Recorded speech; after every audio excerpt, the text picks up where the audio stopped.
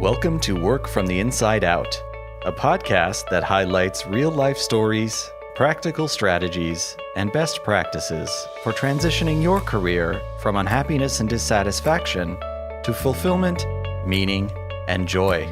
Now here is your host, career and executive coach, Tammy Guler-Loeb. Hey everybody, I am so delighted to introduce my guest today, Michael Leckie.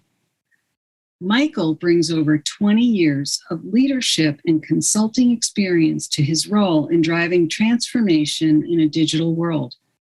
He believes that digital transformation is a combination of the human and the technological, and that our organizations can only make the changes needed to thrive by addressing both the social and technical systems of which they are made. Michael has led transformations and cultural change from startup and private equity to SME and Fortune 50 companies across a very broad variety of industries, private and public. For the past 15 years, he has focused on the emergence of the increased need for change demanded by our digital world. Michael is the former CLO, Chief Learning Officer, for the digital transformation at GE, where he was responsible to accelerate the transformation of GE to the digital industrial leader. He also acted as the Chief Learning Officer and Global Head of Organization Development for Bloomberg LP. Previously, Michael spent 12 years at Gartner, Inc., where he most recently held the position of Managing Vice President in Gartner's Executive Programs Business Unit. He was responsible for managing teams that provided executive coaching, strategic guidance, and research-based advisory services to Gartner's C-suite clients. Michael also had global responsibility for learning and talent development for the Executive Programs Associates. Prior to this role, Michael was the global head of human resources for several Gartner business units, including Gartner Consulting and the Research Board. He has held consulting roles with both Arthur Andersen and boutique firms and internal OD, L&D, HR roles with other global industry-leading firms. He speaks internationally on the art and science of leadership, digital leadership, culture change, influencing, and communication skills, and the changing role of the CXO leader in a socio-technical world. Please join me in welcoming Michael Leckie. Welcome, Michael. Thank you. And if that isn't enough, I'm on my fourth piano lesson and learning to play Twinkle, Twinkle, Little Star relatively well. So, well, and you know, what strikes me is that we don't say anything about your book in this opening bio. No, I guess I'll have to update that bio, won't I? Yes, I did write a book. That is true, Tammy. So not only has he done all of that, he's written a fabulous book, which we will also talk about for sure. So, Michael, as you know, Work from the Inside Out, it's all about this journey, what a journey it has been for you. But let's go back to some of your earlier years, those formative years. How have those informed where you are today or not? Tell us about, some of the earlier years for you and how they led up to where you are now. Sure. Well, I grew up in the state of Montana. My parents were school teachers. I was an only child. I just kind of grew up just living in Billings, Montana and enjoying myself. But I was always one of those kids that found myself being someone that people talk to. I guess it was approachable. And that sort of led me to get interested in psychology. And I thought, you know what, I want to be a psychotherapist. I want to help people by talking to them and see if I can help them sort things out. So I went off to school and focused on that. And I got to the very end of my bachelor's degree and kind of lost the fire for it. I wasn't sure it's what I wanted to do anymore. I just didn't quite know. And so I ended up going out and getting the worst job in the world. And I hope I'm not going to get called for slander now or anything, or libel, but I went to work for one of the counties in Southern California, where I was basically the welfare guy. And I worked with clients, food stamps, women with infant children, and things like that. And it was, from my perspective, looking back, a horribly dysfunctional, classic, when you think of the worst of what government agencies could be or have been, that's what it was. And, but I got actually really interested in how could it be just this much of a mess. And I thought, well, I wonder if I can do something with my degree now that I have freshly minted in behavioral sciences. I knew nothing about business. And I'll be honest, I knew nothing about consulting or organization development or anything. Again, my parents were school teachers in Montana. And so it wasn't a part of our world. But I ended up going and enrolling in the MBA program at Pepperdine, and had one of those formative moments, Tammy, where Dr. Miriam Lacey, who's a wonderful woman, and was the professor of one of my first classes, which was organization behavior. After a while, she approached me and said, "Michael, why aren't you in the MSOD program?" And I said, "Well, what's an MSOD?" And she goes, "Well, it's our Master's in Organization Development, and it's where we teach people basically to be consultants." And she goes, "That's what you kind of want to do." And she goes, "I think you have aptitude for it." So I investigated, I applied, went through, and got into that. And I that's kind of what took me down the path I have. But it's really interesting when I talk to people about jobs that they've been in that aren't great, because the worst job I ever had is the one that helped me define who I wanted to be and what I wanted to do, which was help organizations not be like that. It did really interest me. And I got interested in, well, what is this consulting thing all about? And so I had a friend whose brother was a consultant, and that's all I knew. And I said, "Hey, Chris, can I talk to Brad?" And he set me up in conversation with Brad, who lived down in Southern California as well. And he told me kind of what he did. And I thought, that sounds kind of cool. And I'd quit the job at the county, and I was working at Nordstrom selling, shirts and ties and stuff, and trying to figure out what I wanted to be. Just gotten married. And I got a call from Brad one day, and he said, "Hey, we have a new client and they run group homes. None of us know anything about social services or this space at all. You do from your last job.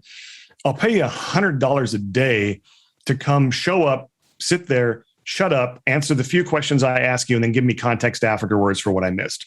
I thought, absolutely. So I went into this meeting with a client, and they happened to go to market with insurance carriers as well. Kind of a long story, but we sat down with all these people in this boardroom, and someone turned and asked me a question. I thought, well, I can't just not answer it. So I answered it.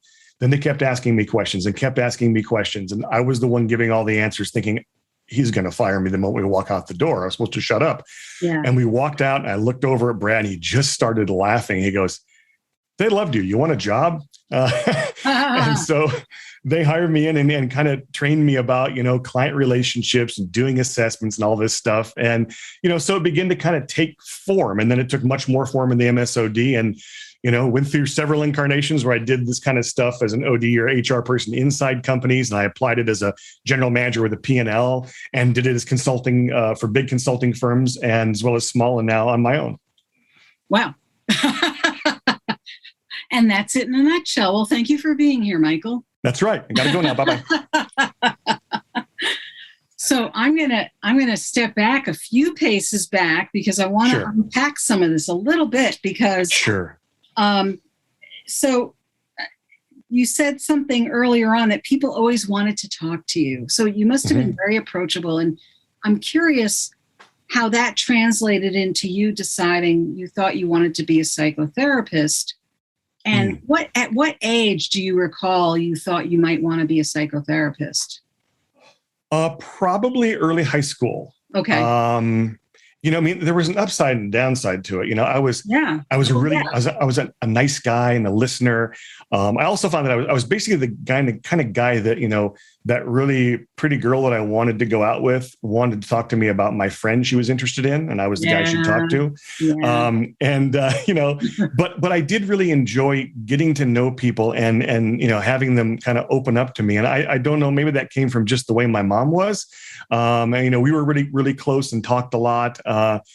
And so, I just started to understand that kind of that helping thing was something that was in me. And this is the only expression of it I really knew of at the time, was being a psychotherapist. That's all I was exposed to, or teaching. And I didn't want to teach. I'd seen the ups and downs of teachers. And I thought, I don't want to teach. I want to do something different. And this interests me. Yeah. Wow. And so you studied, it sounds like you studied psychology, or what did you say you studied in undergrad? I did. I got a bachelor's degree in psychology, and I ended up at a really interesting place, a school now called Vanguard University. At the time, it was Southern California College. It was a small denominational Christian school. And I just had some great mentors. He and a woman named Cheryl Dirksen, who was my practicum mentor, who, I'm not sure if I can even say this. I mean, some of the stuff we did, like we paired off with students and did like practice kind of therapy on each other, which I hope is okay. And I actually ended up with someone who had, and I won't be real specific, but a fairly high functioning, but fairly clear mental disorder diagnosis. And I didn't know that. And I was able to parse it out in the final, in my kind of oral review with her. And I said, I just think he's blah, blah, blah. And she just smiled. She goes, I cannot confirm or deny that. But, I mean, she really helped me do practical things and learn things and engage with people. And that was so cool. And I don't know how I lost the fire for the therapy part. I just kind of got towards the end, and I wasn't sure it was going to be enough. It felt like it felt like your impact was so limited to the handful of people you came across. And I felt like I wanted to do something more, but I didn't know what it was. Yeah. And so when you finished school, you went right into a master's degree, or did you? Nope. Oh. Nope. I went right to work for the county. That's right. Okay. Yeah. Handed out food stamps and welfare checks. And I basically took the job because if you had a college degree, you could get it. It wasn't that difficult. You could honestly do most of the work in about 90 minutes, although you needed to fill your day out. That's what everybody told me. That's what I did for a while, until I just, hated it so badly I had to leave. Well, it is, Tammy, interesting. I think that those experiences that are, quote unquote bad or negative, or in places that aren't great, I always tell, clients or friends or anyone I'm coaching, whether they're brand new in their career or been there for, 30 years, that there's a lot to learn in the environments that are not positive as well. I mean, you can learn from the negative side of things. And certainly that was what really got me interested. And if I look back, what really was the big turning point for me was on the first of the month, when people who were homeless could come in and collect food stamps. That was the first day they could get them. So they all showed up then to get the food stamps. There was a very small amount, but since they were homeless, you couldn't send them out anywhere, obviously. So they had to pick them up. That process took about 7 to 8 hours on average. It was horrible because, one person would do something and put it in the bin. It would sit there and someone else would pick it up. And it was just this disconnected thing. And so I kind of wrote up a new way to do it, and I actually write about this a little in the book, and, made it something that I knew it couldn't be all my idea because I was too low to have ideas, but, I engaged some other people, but I ended up doing what I, look back now and say was, work process or business process redesign, and didn't know any terms for it at the time, but it dropped their wait times down to like 90 minutes. And I'm thinking, okay, and you could say, someone could be callous and say, well, they're homeless. Where do they have to go? But they're human beings, and they were hungry. Whatever circumstances brought them there, not mine to judge, but I could help make their life a little bit easier by they could sit for an hour or so, or 7 hours or so in that hot, sweaty, stinky office. And so that really interested me. I thought that felt like actual helping people. Exactly. And that felt good.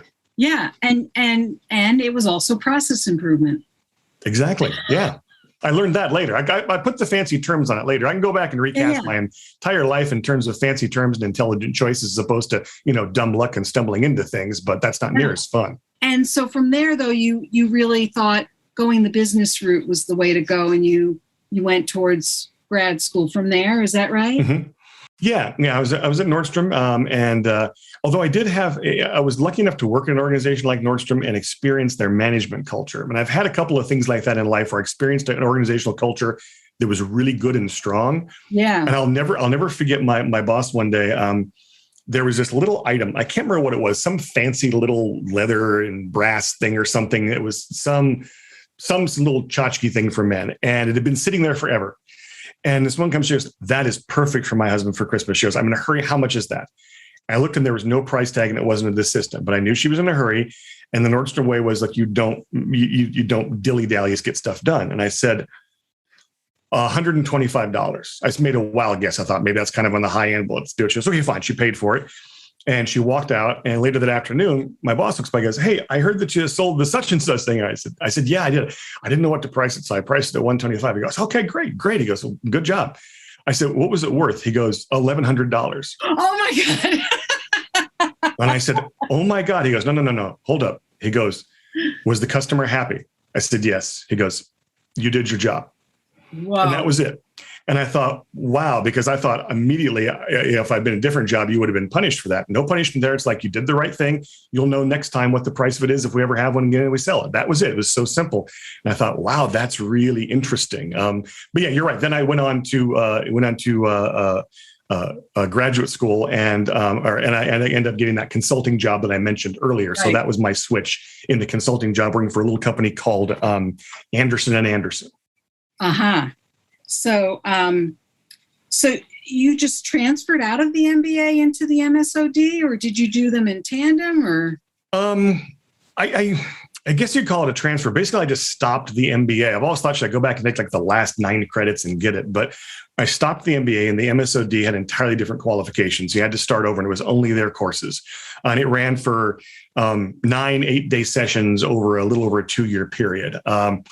And so I got into the program and I was working my little consulting job and started going to the sessions and, learning and growing. And MSOD was founded on 3 principles. They called it kind of the 3 legs of the stool of the program. One was deep theoretical knowledge, which meant I had a stack of books as high as my head. Thank you, Dr. Chris Worley, for that. And then I also, practical experience, you had to be able to apply it in your job and use what you were doing and report on that. Oh. And then what they called the self as instrument, which was basically group work, where you got together and developed self-awareness by getting feedback from other people and going through that very interesting and sometimes painful process. But their whole philosophy was, if you don't know your own blind spots and limitations, you will not see them in your clients, and therefore not be helpful, but be problematic to them when you guys share those, or you women share those with, or whatever it may be. Yeah. So that you have to understand yourself and learn how to manage yourself and see yourself. So it was a life-changing program. It truly was. I mean, it did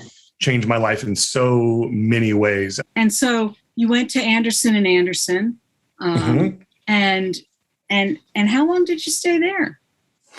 Well, I was probably there about 3 years, I think, maybe. Anderson & Anderson was a small or mid-sized, I guess, insurance brokerage, and they did something really fascinating. My friend Brad had joined them, and they were looking at one of their biggest products was workers' compensation. And workers' compensation is something that the minimum you could charge as an insurance company was set by the government. You couldn't charge less than that. So they had a guaranteed, floor on pricing, which was pretty good.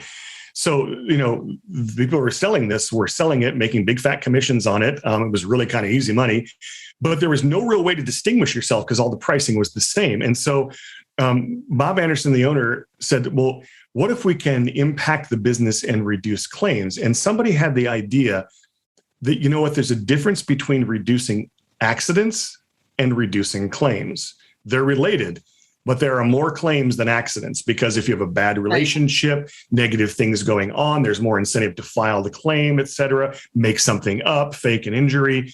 And so we started working on developing management and leadership skills in these companies to better embrace, engage with, and talk to their employees and not treat them badly.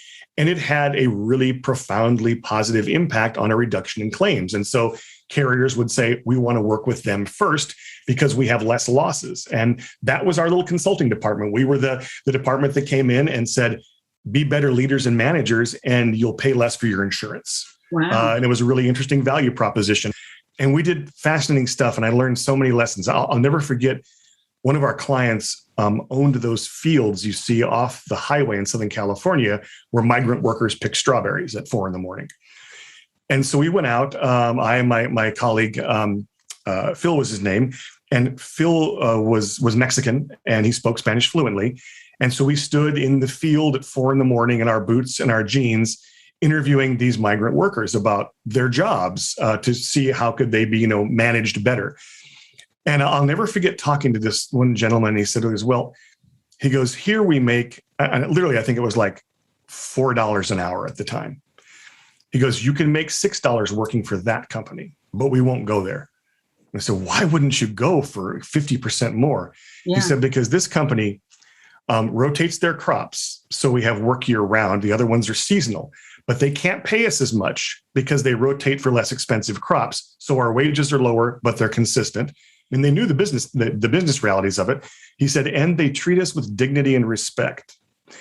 And so they would sacrifice from $6 to $4 for dignity and respect and for consistent work. And I thought, here is somebody in the field who doesn't speak English, who understands the business dynamics of this business because it's been explained to them as an adult human being, and they got it.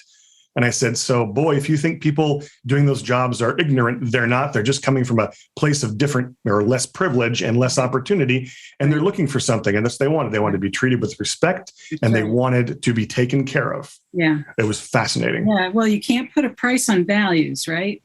No, you can't. You can't put a price on people that you work for that care about you and show it and know how to show it and explain to you what they can and can't do. I think it's one of the things that we forget, and I do write about this in the book, and it's not my original work. It comes from the work of Edgar Schein, but I do think that we have this false belief that we can treat people as roles and not as whole human beings, and it's not.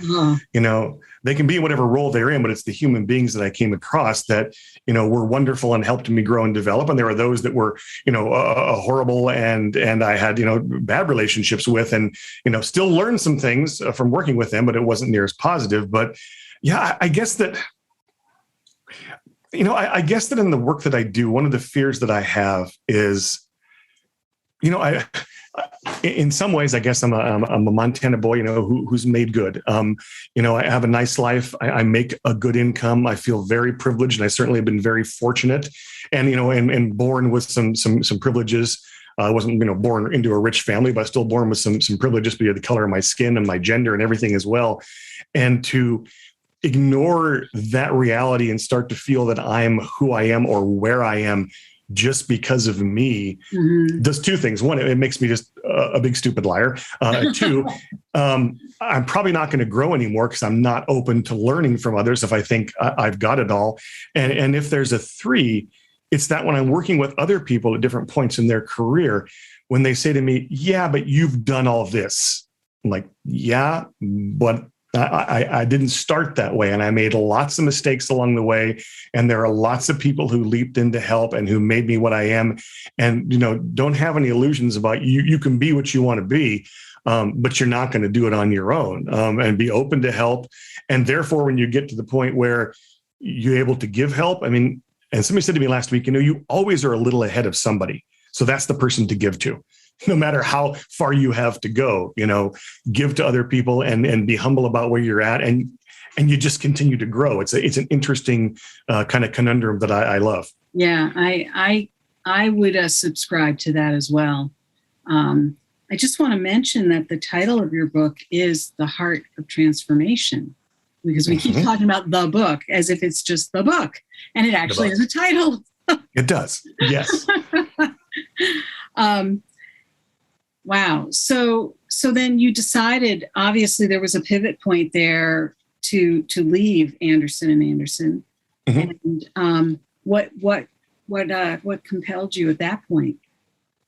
One of my classmates, another person to give great credit to, Jean-Claude Cassavan, was the head of HR.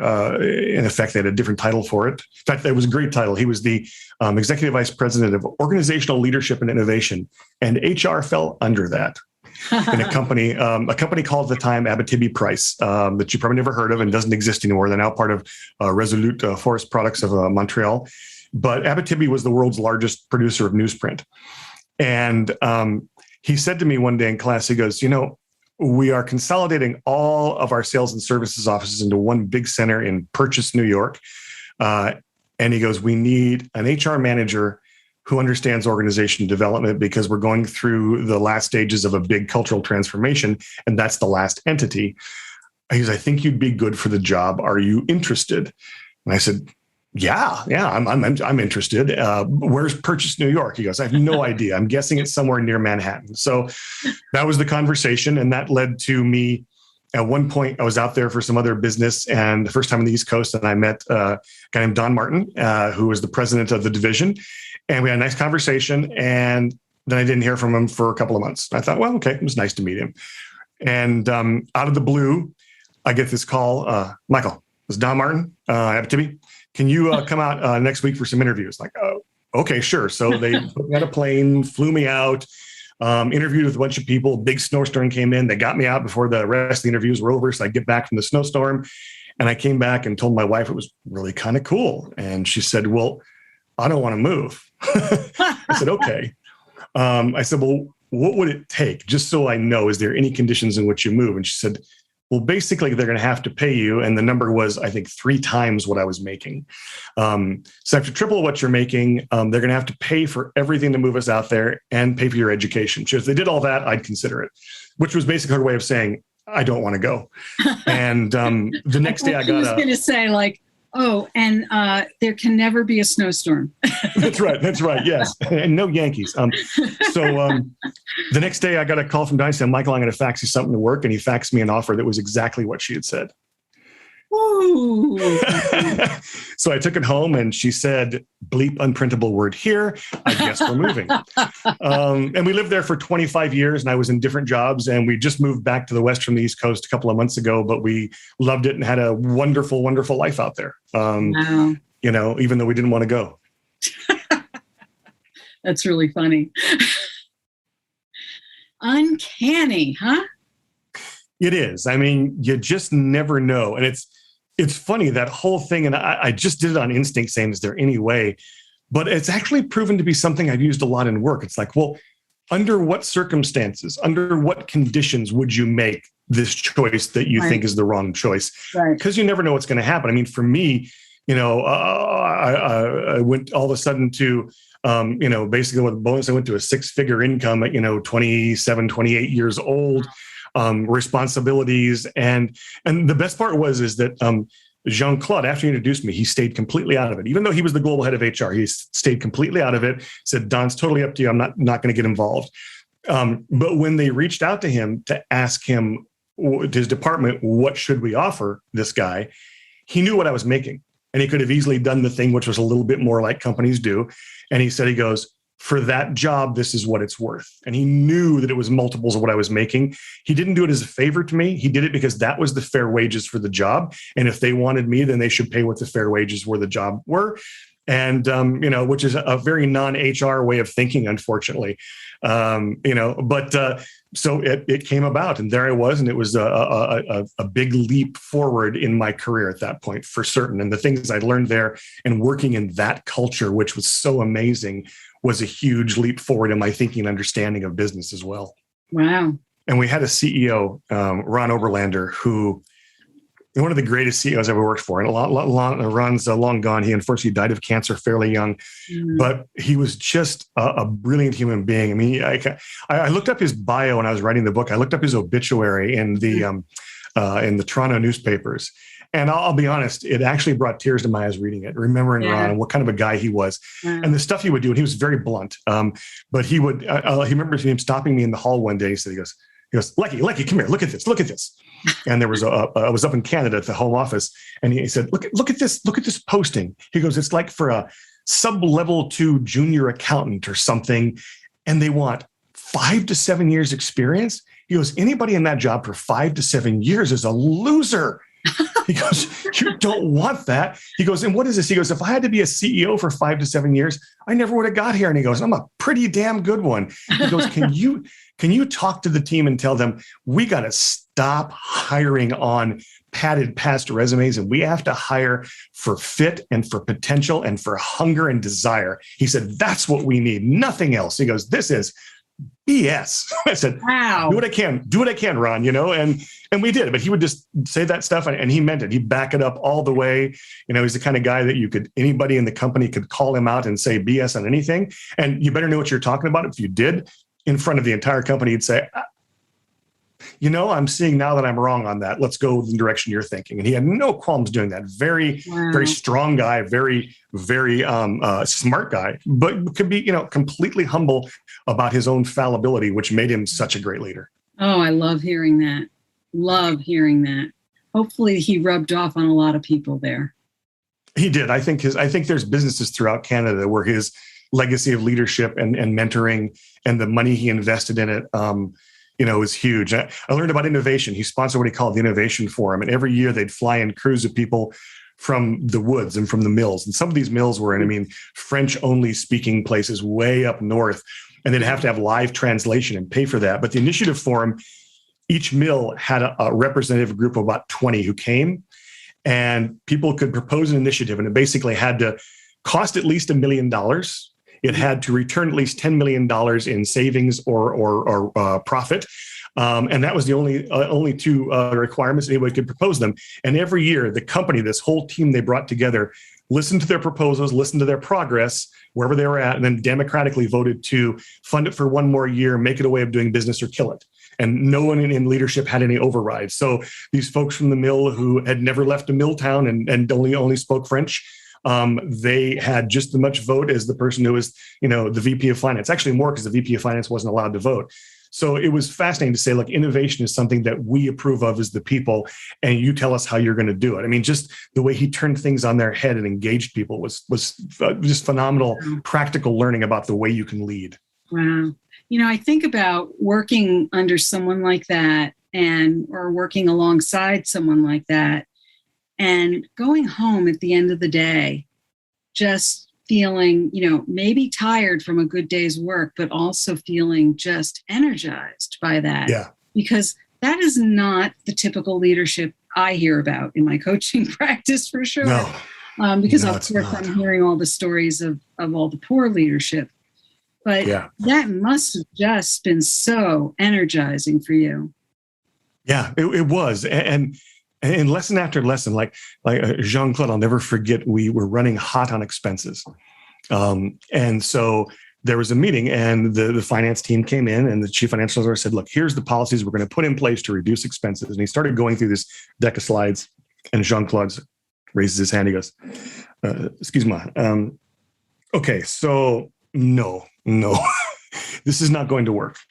And Pat, who was a great guy, said, what do you mean it's not going to work? He goes, this is too much. This is ridiculous. He said, here's what we do.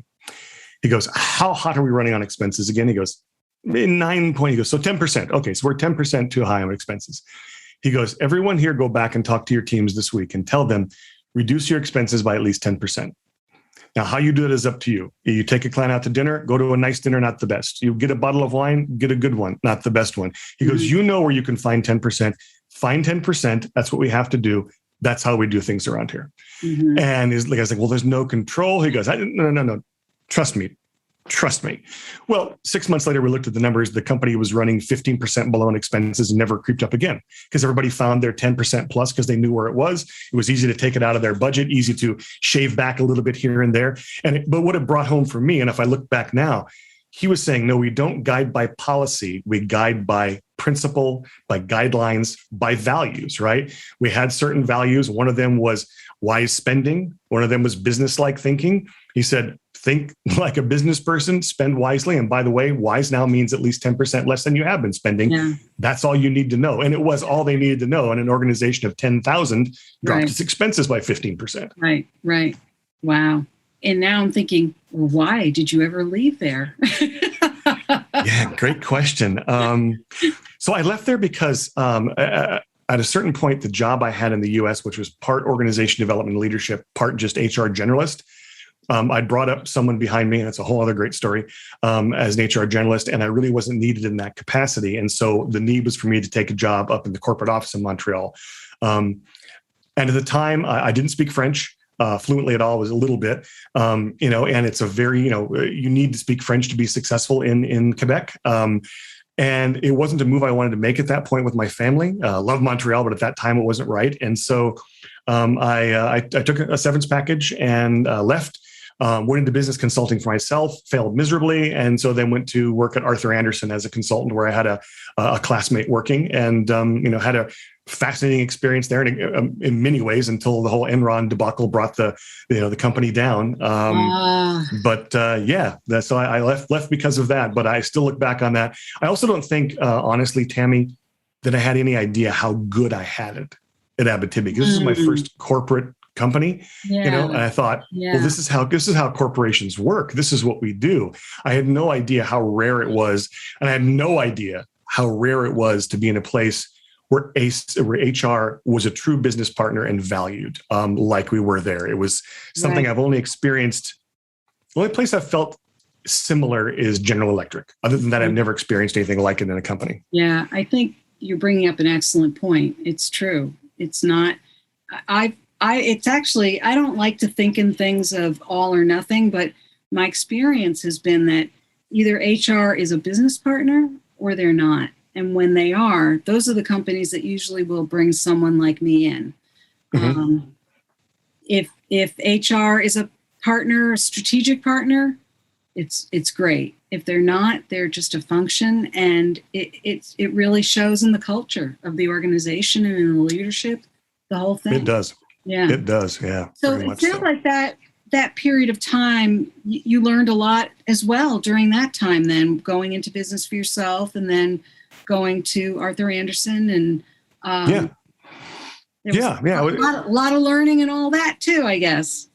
There was, and I can certainly go on about it, but Arthur Andersen, I got exposed to so many more business sides of things, operational and stuff like that, running projects, project management, selling projects, learning how to get out there and sell, multi-million-dollar engagements. The penultimate conversation I had with the senior partner I worked for, a woman named Pat Pruden, she said to me, and I've been over your candidacy for partnership with the company. And she goes, you've knocked it out of the park every year. She goes, it's a slam dunk. She goes, we're going to be happy to have you.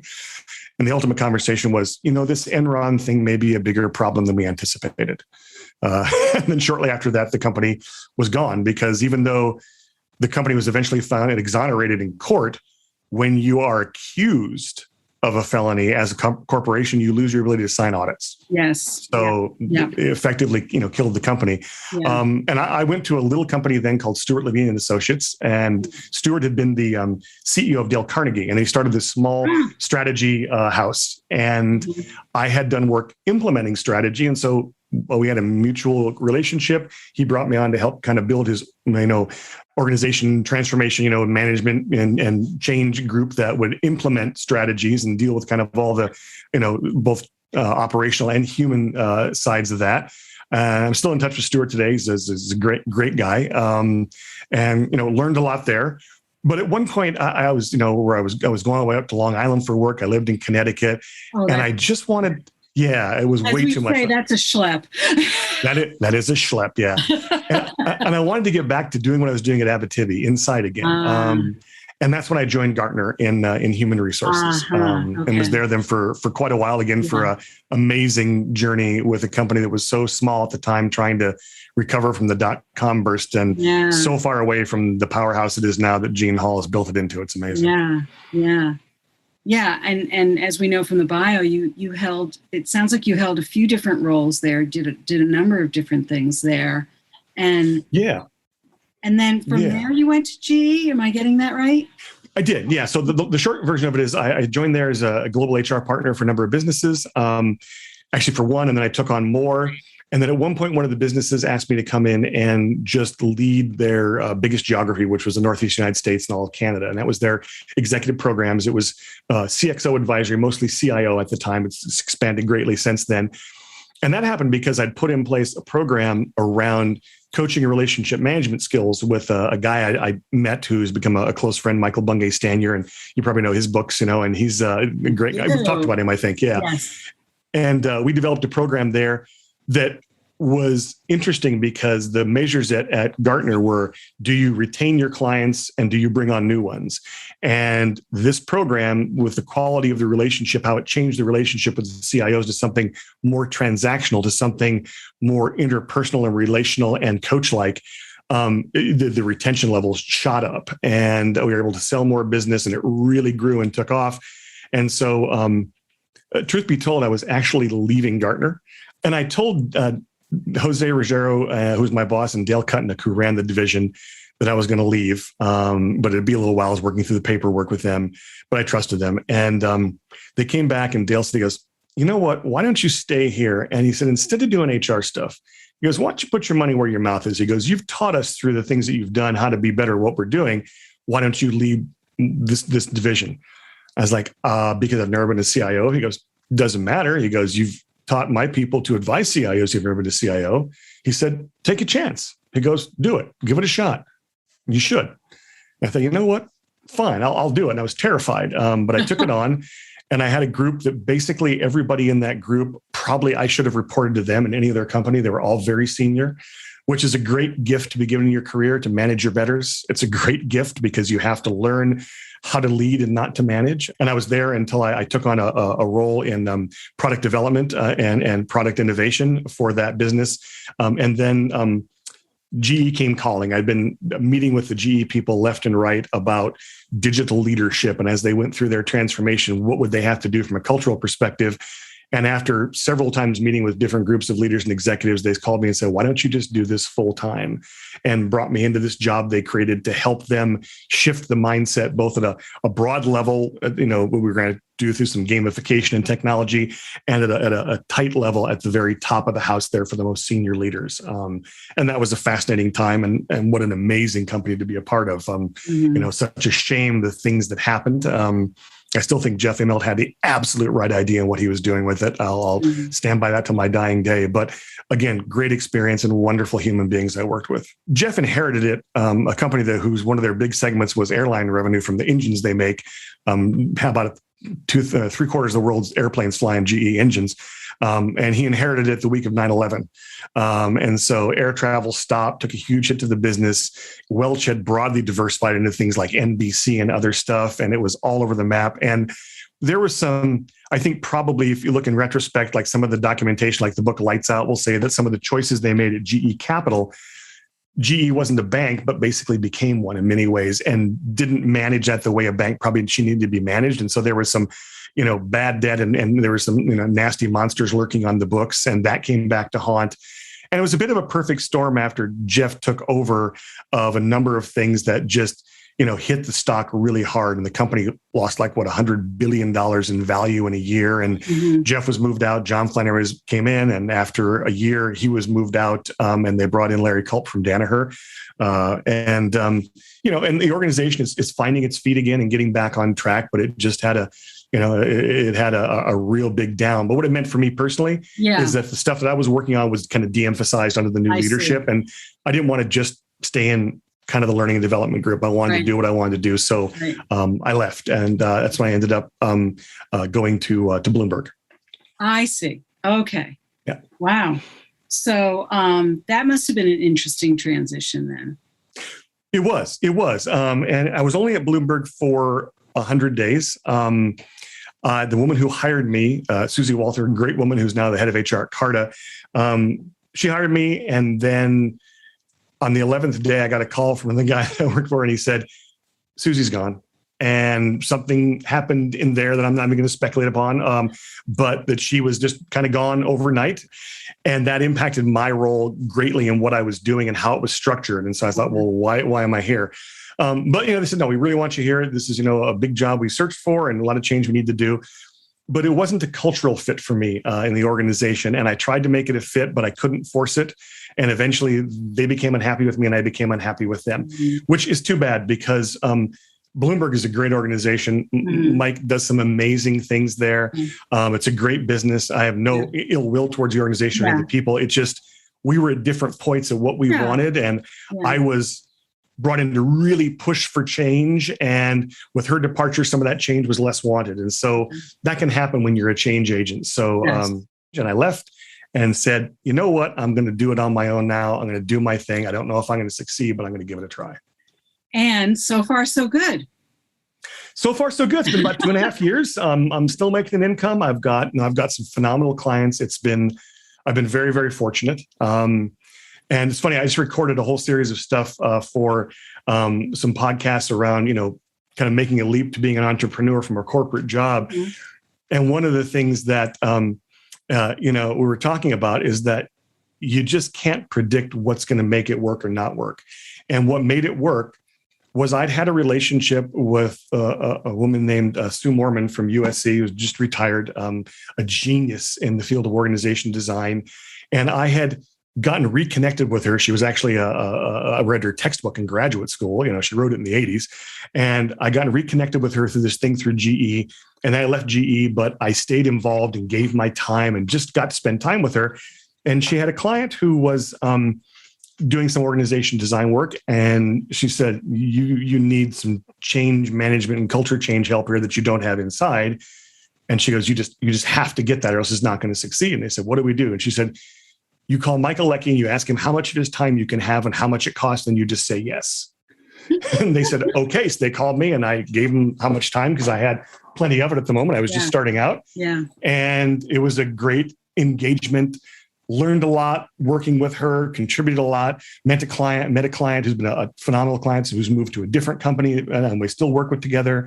And it really just kind of gave me a basis for moving forward. And then, I've continued to, bring in clients from other relationships and now from the book and things that I do. And, it's continued to kind of just, roll right along. I've built a great ecosystem of some partners in all sorts of different areas. So I can kind of tackle whatever comes up and not do what I don't do well, but turn it over to them and vice versa. So I've been very fortunate and very happy. So tell us a little bit more about the book.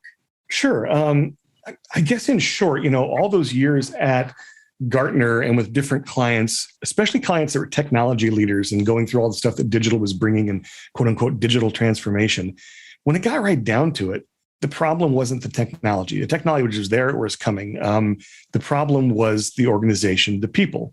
And I say the problem, it's because the people weren't, adapting or they were resisting, if you could see my air quotes for on video here.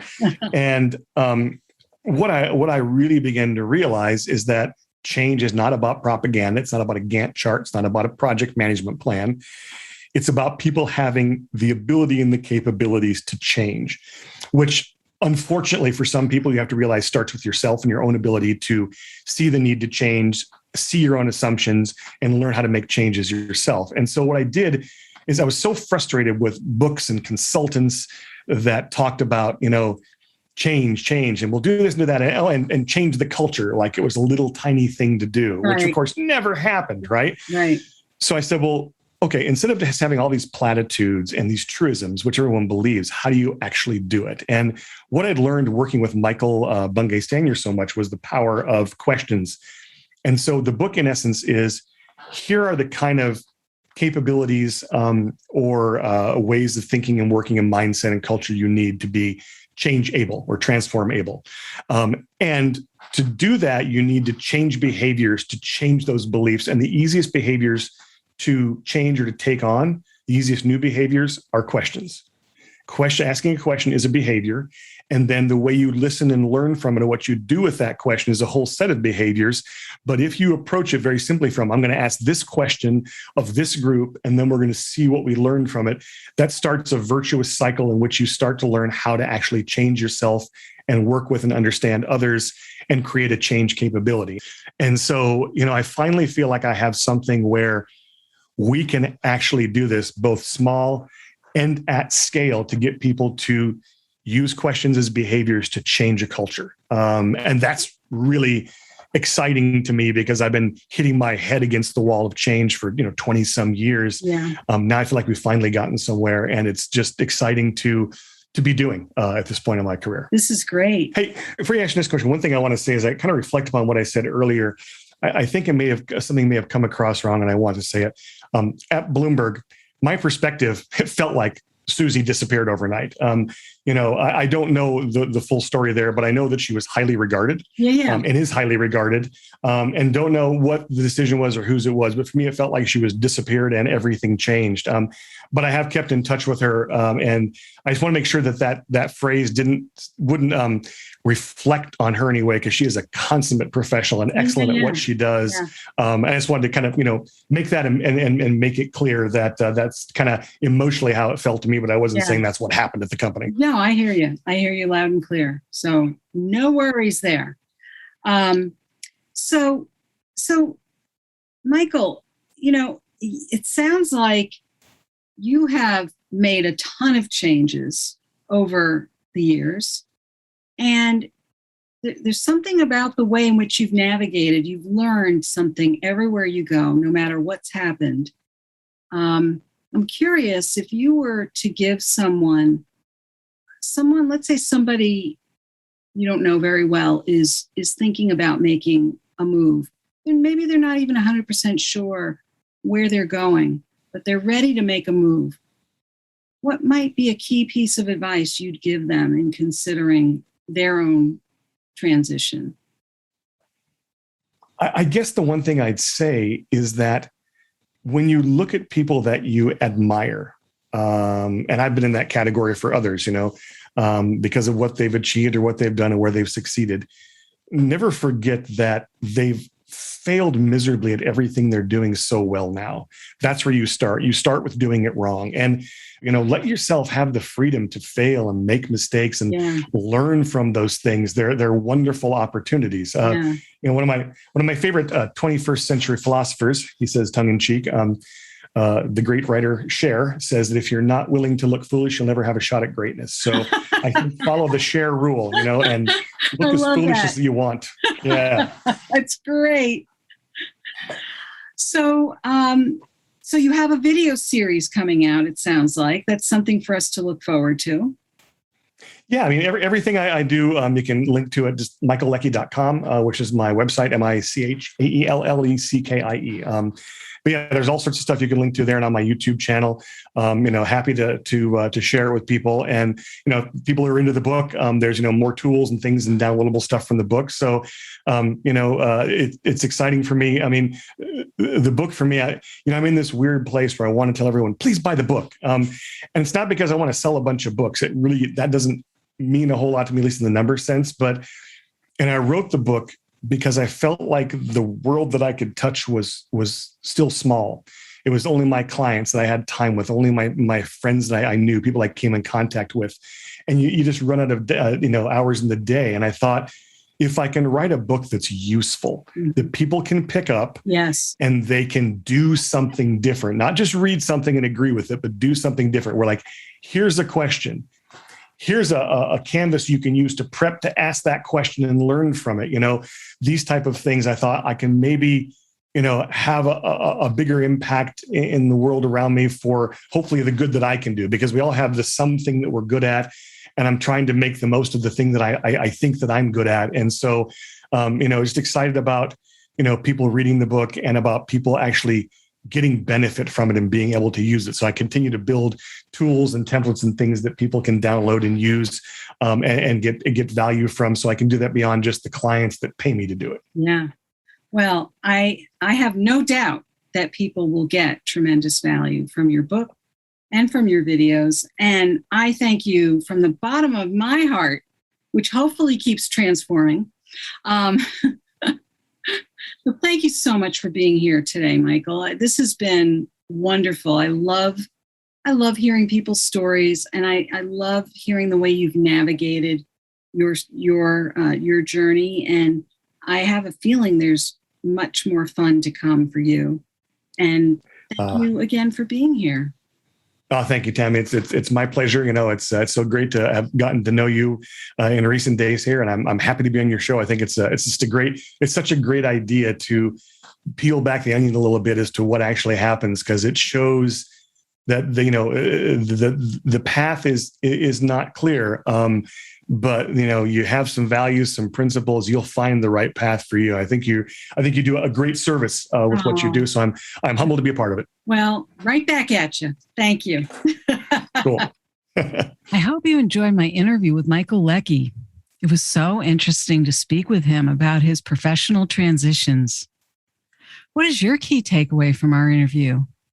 If you are interested in any of the resources or links in today's podcast, you can find them on the blog page of my website at tammygoulerloeb.com. Just look for episode 148. Are you thinking about what your next professional move is going to be? Stay tuned for my new book, Work from the Inside Out, break through 9 common obstacles, and design a career that fulfills you. It'll be available in mid-November 2021 in print and digital ebook editions through my website, Amazon, Barnes & Noble, and independent bookstores. If you were inspired by this episode with Michael, please share it with your friends and colleagues, and please subscribe so you don't miss next week's show. Remember, subscribing is always free. Are you enjoying the podcast? I'd love it if you'd review it on Apple Podcasts. It's easy to find through my website at workfromtheinsideout.com.